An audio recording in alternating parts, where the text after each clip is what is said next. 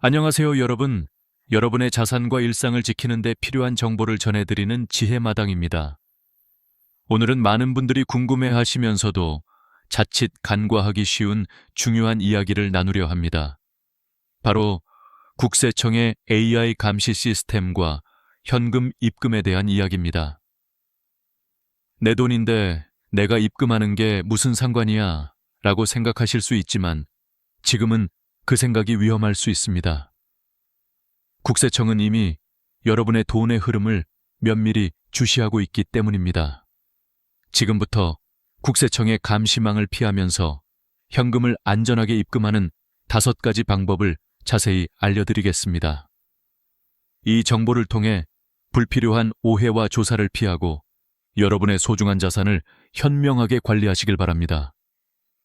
시작하기 전에 앞으로도 유익한 정보를 놓치지 않으시려면 구독과 알림 설정 부탁드립니다. 국세청 당신의 입금을 보고 있다.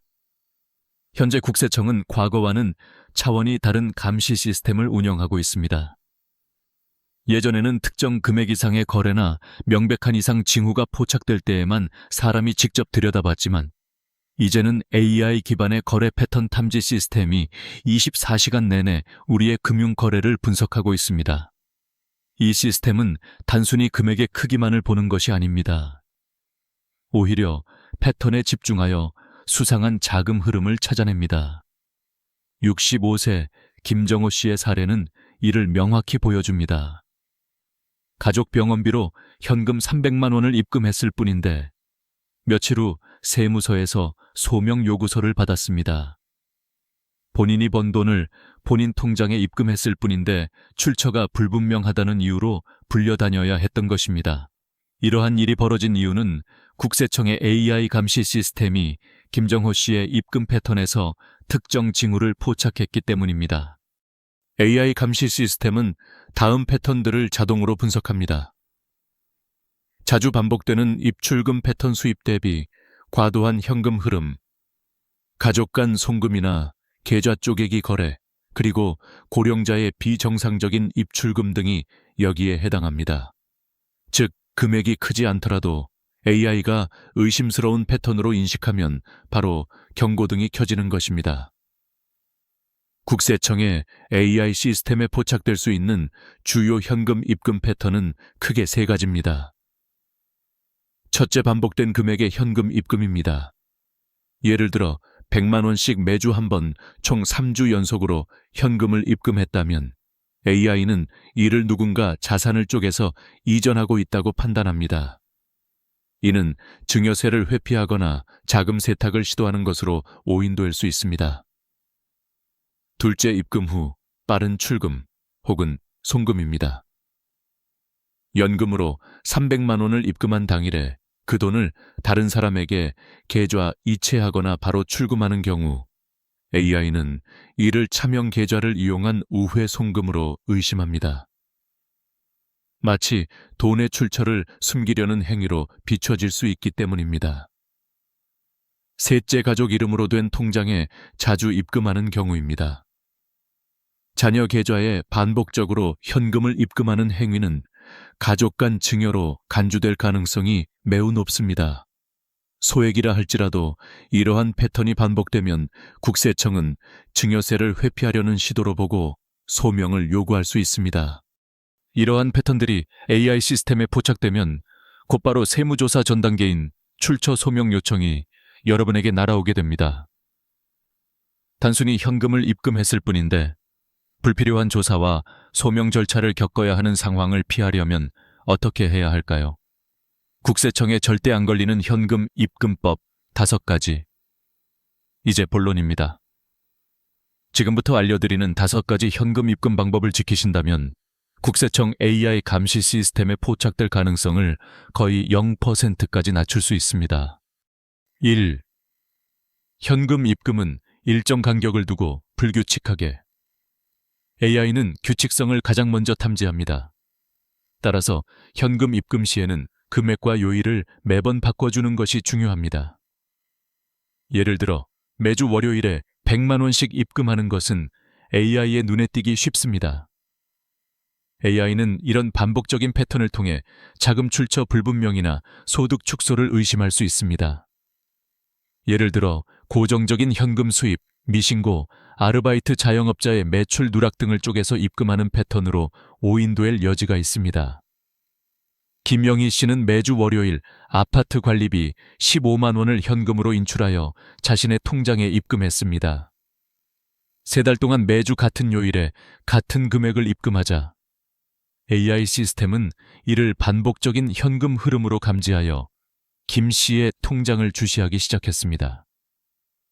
반면 박준수 씨는 매달 생활비로 현금 50만 원을 입금해야 했습니다. 그는 첫째 주에는 48만 원을 수요일에, 셋째 주에는 53만 원을 금요일에, 다섯째 주에는 45만 원을 월요일에 입금하는 식으로 금액과 요일을 불규칙하게 바꿨습니다. AI는 이러한 불규칙한 패턴에서 특정 의도를 파악하기 어려웠습니다. 금액의 미세한 변화는 물론 입금 주기도 월요일, 수요일, 금요일 등으로 무작위성을 부여하여 AI의 분석을 어렵게 만듭니다. 2. 입금과 출금 사이 시간차를 두세요. 현금을 입금한 당일에 바로 출금하거나 다른 계좌로 이체하는 것은 AI에게 차명 계좌나 자금 세탁에 대한 의심을 사기 쉽습니다. 돈의 흐름에 어떤 목적이 숨어 있다고 판단할 수 있기 때문입니다. 가장 안전한 방법은 현금 입금 후 최소 5, 7일 정도의 시간차를 두는 것입니다. 입금 후 바로 사용하는 것이 아니라 일정 기간 통장에 보관하다가 사용하는 입금 대기 출금 패턴을 만드세요. AI는 자금 흐름에 여유가 있는 거래를 정상적인 거래로 판단하는 경향이 있습니다. 이민지 씨는 주말 아르바이트로 현금 20만 원을 받았습니다. 월요일 아침 은행에서 20만 원을 입금한 후 점심시간에 바로 그 돈을 이용해 온라인 쇼핑몰에서 결제했습니다. AI는 입금과 동시에 이루어진 출금 패턴을 수상하게 여겼습니다. 이는 마치 다른 사람의 돈을 잠시 자신의 계좌를 경유하여 송금하는 자금 세탁 또는 차명 거래의 전형적인 패턴으로 인식될 수 있습니다. 반면 최현우 씨는 중고 물품 판매로 현금 50만 원을 받았습니다. 그는 화요일에 이 돈을 통장에 입금하고 다음 주 월요일까지 통장에 그대로 두었습니다. 그리고 그 돈으로 필요한 물품을 구매했습니다. 충분한 시간차를 둔 덕분에 AI는 특별한 의심을 하지 않았습니다. 이렇게 현금 입금 후 일정 기간 통장에 돈이 머물러 있게 함으로써 해당 자금이 개인의 정상적인 소득이나 자산임을 AI에게 보여주는 효과를 줍니다. 3. 본인 명의 간단한 영수증 또는 사용 목적 기록 남기기. AI 감시는 피하더라도 만약 소명 요청이 들어왔을 때를 대비하는 것도 중요합니다. 현금 입금의 사유를 미리 메모해 두거나 필요시 간단한 영수증 형태로 메모를 사진으로 남겨두는 것이 큰 도움이 됩니다. 예를 들어 병원비, 현금 납부, 정형외과 진료비와 같이 구체적으로 기록해두는 것입니다. 이러한 기록은 나중에 소명 자료로 활용될 수 있으며 여러분의 입금에 명확한 이유가 있음을 증명하는 중요한 증거가 됩니다. 정수진 씨는 친구에게 빌려준 돈 100만 원을 현금으로 돌려받았습니다. 그녀는 그 돈을 통장에 입금하기 전에 휴대폰 메모장에 친구 김미정에게 빌려준 돈 상환받음 100만 원이라고 기록하고 친구와 주고받은 메시지 내역을 스크린샷으로 저장했습니다. 훗날 소명 요구가 왔을 때 이 기록들이 큰 도움이 되었습니다. 실제 세무조사 시 이러한 간략한 기록조차도 소명 자료로 충분히 인정받을 수 있습니다. 또한 부모님 용돈 경조사비, 개인 간 차용금 상환 등 현금 거래가 잦은 경우에도 이 방법을 활용하면 좋습니다. 4. 현금 입금 대신 간접 결제 수단 활용. 은행 계좌에 직접 현금을 입금하는 대신 카드 충전형, 제로페이 토스머니 등이나 가족명의 선불카드 충전 후 소비하는 방법도 고려해 볼 수 있습니다. 국세청 시스템이 일부 간편 결제 흐름은 아직 감지하지 못하는 경우가 있기 때문입니다. 하지만 이 방법은 금액이 과도할 경우 제도상 신고 의무가 생길 수 있으므로 소액 중심으로 활용하는 것이 바람직합니다. 김민준 씨는 소액의 비정기적 수입 중고 거래 자금 소규모 용역비 이 있을 때마다 현금으로 통장에 입금하는 대신 주로 제로페이나 토스머니 같은 간편 결제 앱에 충전하여 사용했습니다. 이 앱들은 소액 거래에 대해 은행 계좌만큼 정밀한 감시가 이루어지지 않아 비교적 자유롭게 현금을 사용할 수 있었습니다. 단 대량의 현금을 충전하는 것은 삼갔습니다. 국세청의 감시망은 주로 은행 계좌 거래에 집중되어 있기 때문에 간편 결제 수단은 상대적으로 덜 추적될 수 있지만 이는 어디까지나 보조적인 방법이며 금액이 커지면 결국 추적 대상이 될 수 있음을 명심해야 합니다. 5. 가족 간 거래는 반드시 차용증 또는 상환 스케줄 기록. 부모가 자녀에게 용돈을 주거나 생활비를 보태주는 경우에도 국세청은 이를 증여로 간주하여 증여세를 부과할 수 있습니다. 이를 방지하려면 가족 간 돈 거래 시에도 빌린다는 형식을 갖추는 것이 중요합니다. 입금 전에 간단한 차용증 문서를 작성하거나 핸드폰 메모장에 부모에게 300만 원 차용 6개월 내 상환 예정과 같이 구체적인 상환 스케줄을 기록해 두세요. 이러한 기록은 나중에 증여가 아닌 대여임을 입증하는 중요한 자료가 됩니다. 대학생 아들이 월세 보증금이 부족하여 아버지에게 500만 원을 요청했습니다. 아버지는 그냥 주는 대신 아들 김도현에게 월세 보증금 명목으로 500만 원 대여 10개월간 매달 50만 원씩 상환 예정이라는 간단한 차용증을 작성하여 휴대폰으로 사진을 찍어 보관했습니다. 아들도 이 내용을 자신의 메모장에 기록해 두었습니다. 이때 중요한 것은 실제로 약정한 상환 스케줄에 따라 상환이 이루어져야 한다는 점입니다. 형식적인 차용증만 있고 실제 상환이 없으면 증여로 간주될 수 있습니다. 계좌 이체 내역으로 상환 과정을 증빙하는 것이 가장 확실합니다. 많은 분들이 현금 입금에 대해 잘못 알고 있는 부분들이 있습니다. 몇 가지 질문과 그에 대한 심층적인 답변을 통해 궁금증을 풀어드리고 여러분이 더욱 현명하게 대처하실 수 있도록 돕겠습니다. 소액 현금 입금은 괜찮지 않나요? 소액은 AI가 감지 못하죠. 그렇지 않습니다. AI는 금액의 크기보다 패턴에 더 집중합니다. 많은 분들이 푼돈은 괜찮겠지라고 생각하지만 AI의 감시망은 금액의 절대적인 크기보다는 규칙성과 반복성에 훨씬 더 민감하게 반응합니다.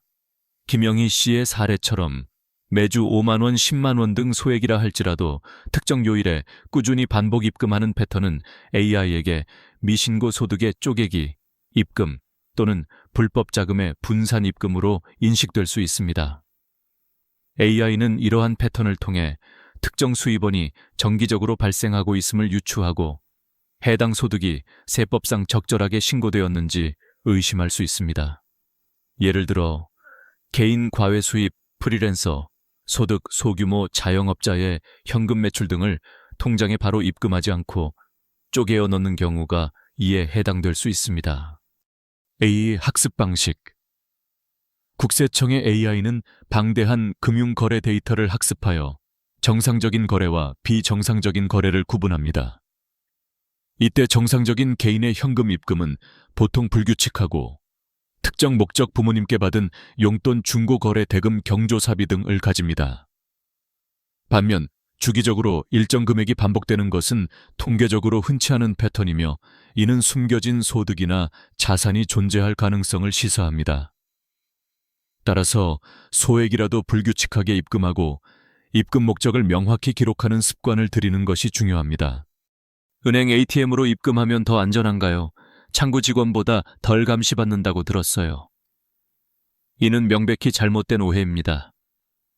ATM 입금이나 은행 창구 입금이나 모두 동일하게 국세청의 AI 감시 시스템에 의해 분석됩니다. 금융기관은 특정 금융거래 정보의 보고 및 이용 등에 관한 법률 특근법에 따라 고액 현금 거래 보고 의무를 지닙니다. 또한 모든 금융거래 데이터는 국세청 및 금융정보분석원 FIU로 전송되어 AI 시스템에 의해 분석됩니다. 여러분이 ATM을 이용하든 은행 창구를 이용하든 온라인 뱅킹을 이용하든 모든 금융거래는 기록으로 남으며 이 기록은 국세청의 시스템과 연동됩니다. ATM은 직원의 유관 감시를 피할 수 있다는 착각을 주지만 디지털 기록은 더욱 정밀하고 광범위하게 수집됩니다. 오히려 ATM은 무인 기기이므로 현금 출처 소명에 대한 즉각적인 피드백을 받을 수 없어 나중에 문제가 발생했을 때 당황할 수 있습니다. AI는 입금 방식 ATM과 창구보다는 누가 언제 얼마를 어떻게 입금했는지 그리고 그 돈의 흐름 플로우를 종합적으로 분석합니다.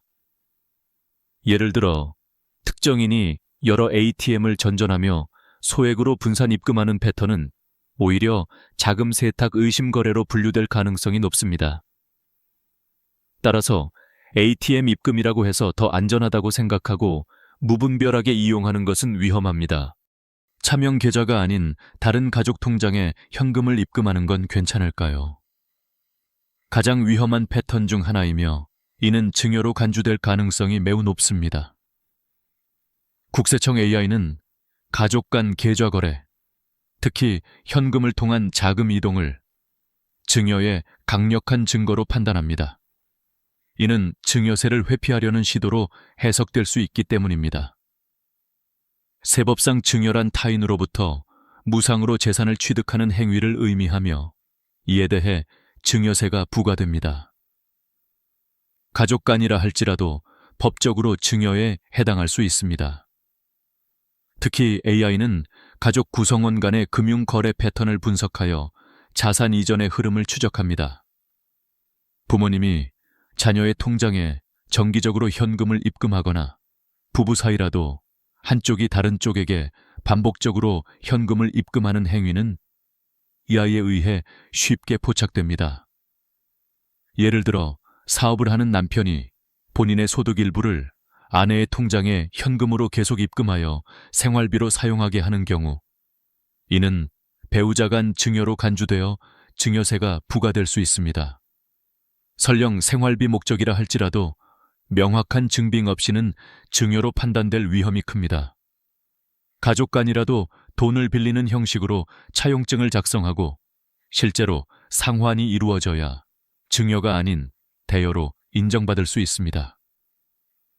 차용증에는 빌려준 금액 이자율 무이자로도 가능하나 일정 금액 이상 시 법정 이자율 미적용에 따른 증여 문제가 발생할 수 있으니 전문가와 상담 필요 상환 방법 등을 명시해야 합니다. 또한 실제로 약정한 상환 스케줄에 따라 계좌 이체 등으로 상환이 이루어져야 합니다. 단지 형식적인 차용증만 있고 실제 상환이 없으면 증여로 간주될 수 있으니 주의해야 합니다. 큰 금액의 현금을 한 번에 입금해야 할 때는 어떻게 하죠? 금액이 클수록 출처를 명확히 소명할 준비를 해야 합니다. 상속받은 현금 부동산 매매 대금 중 현금 잔금 사업상 현금 매출 등이 큰 금액으로 입금될 경우 AI는 물론 사람의 눈에도 띄게 됩니다. 이러한 경우 입금 전에 해당 현금의 출처를 증명할 수 있는 모든 서류를 미리 준비하는 것이 중요합니다. 예를 들어 상속받은 현금이라면 상속세 신고 내역 유언장, 피상속인의 사망진단서 등, 부동산 매매 대금이라면 매매 계약서, 법무사 수수료 영수증 등, 사업상 매출이라면 사업자 등록증, 세금 계산서, 회계장부 등을 준비해야 합니다. 금액이 클 때는 입금 전에 반드시 세무사와 상담하여 어떤 자료를 준비해야 하는지, 혹시 모를 세금 문제를 어떻게 처리해야 하는지 자문을 구하는 것이 가장 안전합니다. 소명 요청이 오기 전에 미리 준비하여 불필요한 오해를 줄일 수 있습니다. 해외에서 가져온 현금은 어떻게 입금해야 할까요? 해외에서 반입하는 현금은 외국 환거래법에 따라 신고 의무가 발생할 수 있으며 이는 국세청의 추적 대상이 됩니다. 미화 1만 달러, 약 철 300만 원을 초과하는 외화를 휴대하여 입국할 경우 세관에 신고해야 합니다. 신고 없이 반입했다가 적발되면 과태료 및 형사처벌 대상이 될 수 있습니다. 신고 후 은행에 입금할 때도 해당 외화의 출처를 증명하는 서류 해외 소득 증빙, 해외 예금 인출 내역 등을 요구받을 수 있습니다. 해외에서 받은 현금이라고 해서 출처 소명 의무가 없어지는 것은 아니므로 투명하고 정당한 절차를 거쳐야 합니다. 만약 위의 방법들을 지켰음에도 불구하고 국세청으로부터 계좌 입출금 내역에 대해 소명을 요청하는 문서를 받았다면 당황하지 말고 침착하게 대응해야 합니다. 가장 중요한 것은 입금 사유를 명확히 밝힐 수 있는 모든 자료를 첨부하는 것입니다. 현금 입금에 대한 메모 사진 가계부 기록 등 증빙할 수 있는 모든 자료를 제출하세요. 가능하다면 해당 금액과 관련된 영수증을 첨부하고 가족 간 거래였다면 미리 작성해둔 차용증이나 관련 메시지 내용을 캡처하여 첨부하는 것이 좋습니다. 직장인 박미정 씨는 경조사비로 받은 현금 200만 원을 통장에 입금한 후 소명 요구서를 받았습니다. 그녀는 당황하지 않고 그 현금이 결혼식 축의금이었다는 사실을 설명하기 위해 결혼식 청첩장, 사진, 축의금 봉투를 정리했던 가계부 내역, 입금 날짜와 금액 기록, 그리고 축의금을 건넨 지인들과 주고받았던 메시지 일부를 캡처하여 제출했습니다. 덕분에 큰 문제 없이 소명을 마칠 수 있었습니다. 만약 경조사비가 아닌 개인 간 채무 상환이었다면 차용증과 함께 이자, 지급 내역 계좌, 이체 기록 등까지 첨부하면 더욱 확실한 소명이 됩니다. 소명 자료를 제출하기 전에는 세무사와 한 번이라도 상담을 받아 자료를 정리하는 것이 매우 효과적입니다. 전문적인 도움을 받으면 여러분의 상황을 더욱 명확하게 설명하고 불필요한 오해를 줄일 수 있습니다.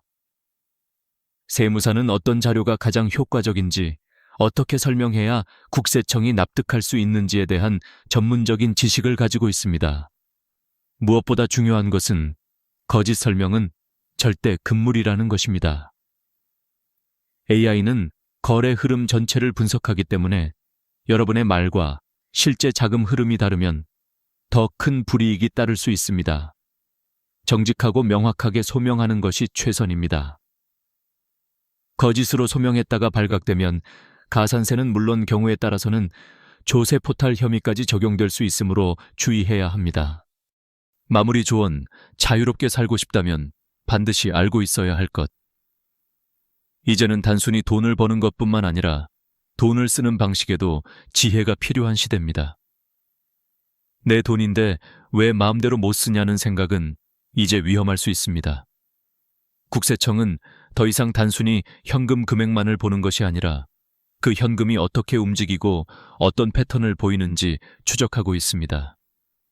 하지만 우리가 이러한 AI 시스템의 작동 원리를 정확히 이해하고 오늘 알려드린 5가지 현금 입금법과 추가적인 유예 사항들을 실천한다면 불필요한 세무조사나 오해 없이 자유롭게 여러분의 소중한 돈을 관리할 수 있습니다.